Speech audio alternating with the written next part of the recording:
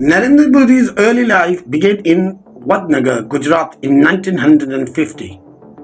He helped his father sell tea at the railway station during the late 1950s and early 1960s. In his teenage years, around 1967 to 1970, he joined the Rashtriya Samaj Sevak (RSS). That group trained young boys through morning drills and ideological classes. Its message promoted a single cultural identity as the core of India. Modi worked as a full-time pracharak during the early 1970s, traveling from town to town building networks for the organization. By 1987, he entered the Bharatiya Janata Party. Within a few years, he rose inside the party structure because of his background in grassroots mobilization. In 1995, he was involved in planning campaigns that helped the BJP capture Gujarat.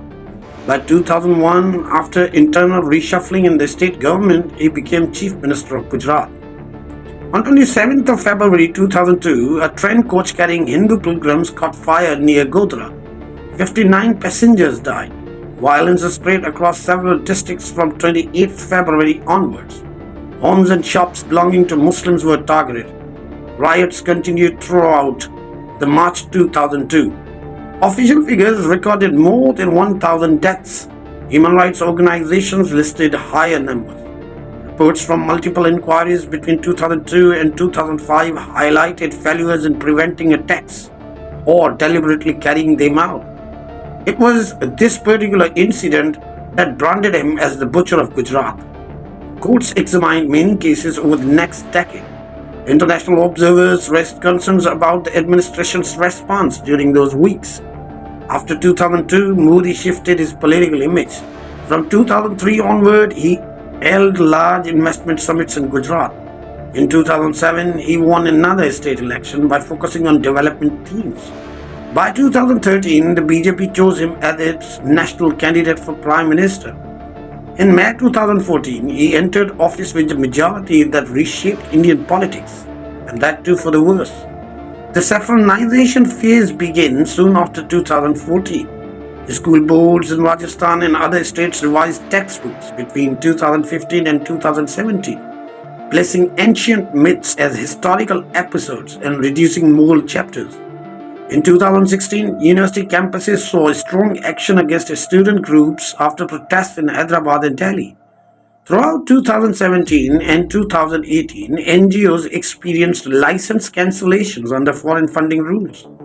Journalists who criticized the government faced tax investigations.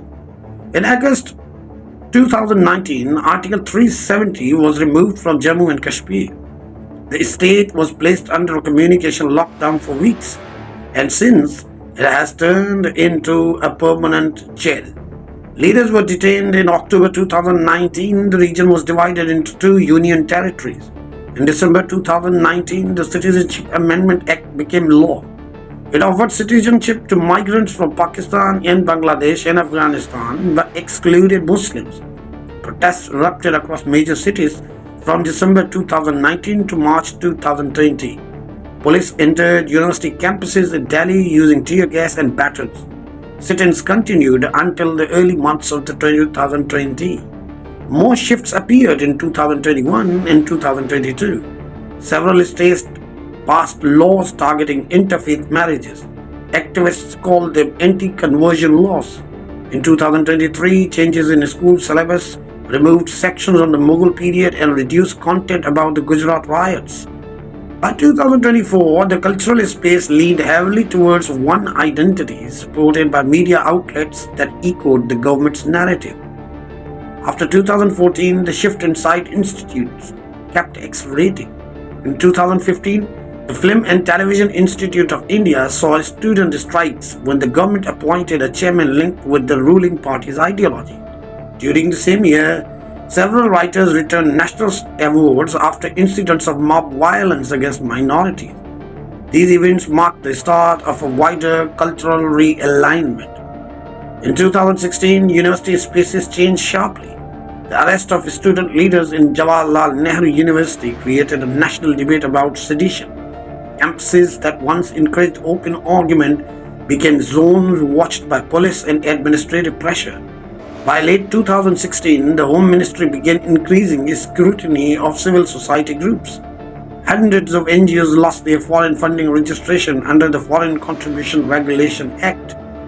From 2017 onward, vigilante violence rose across northern states. Cow protection groups attacked transporters, traders, and villagers. Reports from human rights bodies recorded dozens of lynching incidents between 2017 and 2019. Video clips from states like Haryana, Uttar Pradesh, and Rajasthan circulated widely. Local police often delayed filing cases or framed softer charges. Public debate showed depolarization. In 2018, the Supreme Court monitored several cases involving hate crimes. The court asked state governments to take preventive steps, but incidents continued. Around the same year, national broadcasting agencies began changing editorial leadership. Senior journalists resigned or were replaced. Investigative reporters spoke about losing assignments after pushing critical stories. By early 2019, election speeches carried strong religious themes. Campaign rallies highlighted identity politics more openly than before. When the Pulwama attack happened in February 2019, the atmosphere became even more charged. The Balakot airstrike in Pakistan later that month pushed national sentiment to record levels. Also was believed. The general election in April and May 2019 delivered an even larger majority to Modi. After Article 370 was removed in August 2019, thousands of additional troops were deployed across Jammu and Kashmir. Internet shutdowns lasted for months. Public meetings were banned under Section 144 for extended periods. Several international bodies noted restrictions on press reporting during that period. During the Citizenship Amendment Act, protests from December 2019 to March 2022, dozens of citizens witnessed marches, sit-ins, and police action. In Delhi, violence erupted in late February 2020 around neighborhoods of northeast Delhi. Houses and places of worship burned. More than 50 people died according to official records. Investigations later focused mainly on activists who had taken part in peaceful demonstrations, while critics pointed out that those linked with ruling party speeches were not charged at the same level. In 2021, multiple states led by the ruling parties passed laws restricting interfaith marriages, claiming they prevented forced conversations. In 2023, national education boards removed chapters on the Mughal Empire, the Delhi Sultanate, and the parts of the modern political history. By early 2024, television debates mostly echoed government positions. Opposition voices decreased, and the stories about violence, corruption, or institutional pressure struggled for airtime. Throughout 2025, state governments aligned with the ruling party. Increased surveillance measures, local authorities used public order laws to block gatherings even when they were peaceful.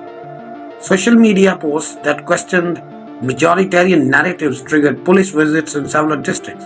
Journalists in smaller towns reported pressure from district officials to avoid covering sensitive issues involving minorities. State assemblies controlled by the ruling party continued cultural reshaping. Between 2024 and 2025, temple corridor projects expanded in Uttar Pradesh, Madhya Pradesh, and Gujarat.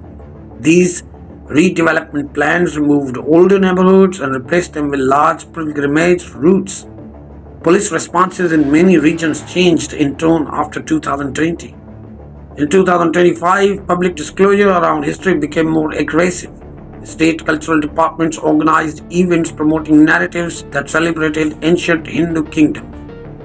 Online platforms saw coordinated campaigns. Troll groups attacked journalists, filmmakers, and scholars who raised concerns about rising intolerance. The security atmosphere in the border states transformed too. By mid-2025, public celebrations changed character. Festivals used louder nationalist themes. Speeches glorified one cultural identity. State-funded cultural programs highlighted mythological stories as national heritage. From 2014 up to 2025, what has happened is totally in violation to the ideologies enshrined in the Indian Constitution. Public rhetoric against Pakistan has also amplified the domestic narrative. Modi used a strong anti-Pakistan language during 2016, 19, 2025. The surgical strike announcement, or the so-called surgical announcement, was met with a lot of pleasure. But media debates regularly portrayed Muslims in India as emotionally connected with Pakistan. After cricket matches between the two countries, students celebrating Pakistan's victory in 2021 were charged under sedition in Uttar Pradesh. By 2025, Pakistan remained central to domestic messaging. Broader incidents were magnified to Project Toughness. Government figures called Pakistan a sponsor of instability in almost every security speech. And the foreign policy went through a nationalistic makeover. From 2016 onward up to 2025, the government promoted a narrative of muscular diplomacy. And by 2025 also, the transformation was complete enough to see without debate. A country once known for noisy pluralism now carried a dominant narrative built on religious nationalism and courtesy. Narendra Modi.